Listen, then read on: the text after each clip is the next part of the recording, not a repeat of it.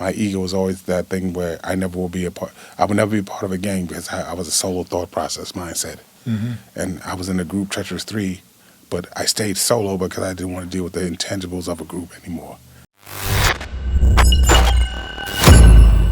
Willie D Live. Yeah. You got kids? No, No kids. intentionally. And you did. And why? Why not? I did not want, and this is from childhood.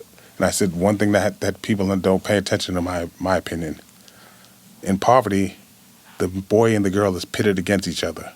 We're attracted to each other while simultaneously being pitted against each other.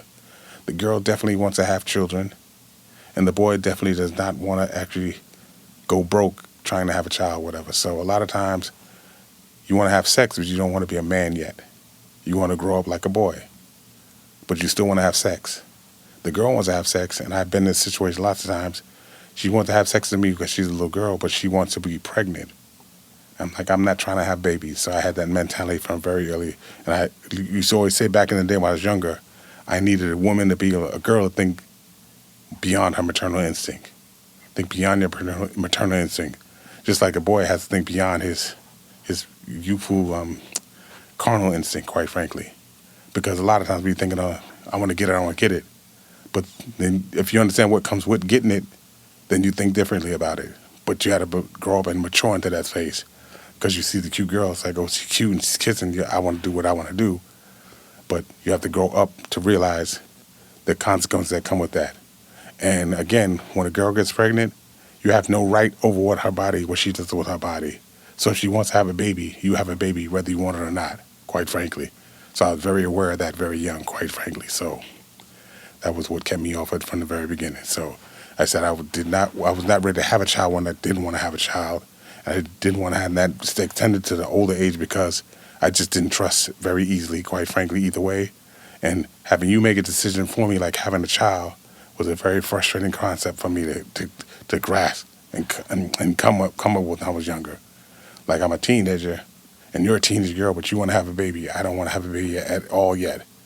But I love what you look like. I love what you feel like. I love it. I want to do it. Oh, my God. But why do you want to have a baby? So we're pit against each other from the very beginning. I said a lot of people don't pay attention to that part. We're pit against each other because of poverty. And the poverty circumstance is dictating more the decision for me than the actual carnal lust situation. The poverty situation was dictating the thought process for me. And I said I needed a girl to think beyond her maternal instinct. Right. Yeah, that's different. Yeah.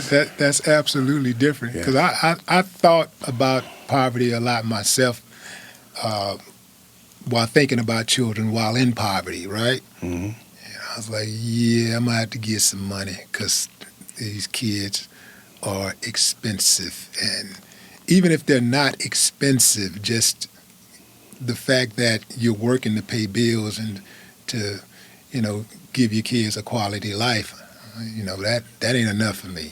I need a lot more. You know what I'm saying? Absolutely. So Absolutely. yeah, did you ever DJ for Zulu Nation? No, Who put that out there? You heard that before? never heard that at all. Yeah, somebody told me you was a DJ for Zulu Nation. Was you ever a part of the Zulu Nation? No, very midway when it got popular. I think somewhere happened in the early '90s. It became the thing to be associated with, quite frankly. And I was always like, back to the ego part of it.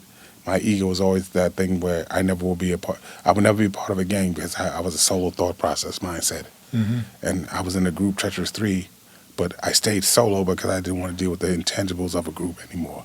Just because the way the Treacherous 3 broke up, LA Sunshine quit. LA Sunshine said, we're not getting paid, and he knew money was there. And he said, if it came down to it, I'm going to wind up shooting Sylvia Robinson, who was our boss at Sugar Records at the time. Mm. And so he didn't make records, and he said he wouldn't do it anymore. And Special K wanted to be a solo artist, quite frankly. And I just hated being dictated to by other people's decisions and opinions. So I stayed solo, quite frankly. I didn't go solo. I got left to be solo. A lot of people don't get that. I didn't leave the group. The group left and broke up, disbanded. Y'all just disbanded. Yes. Yeah.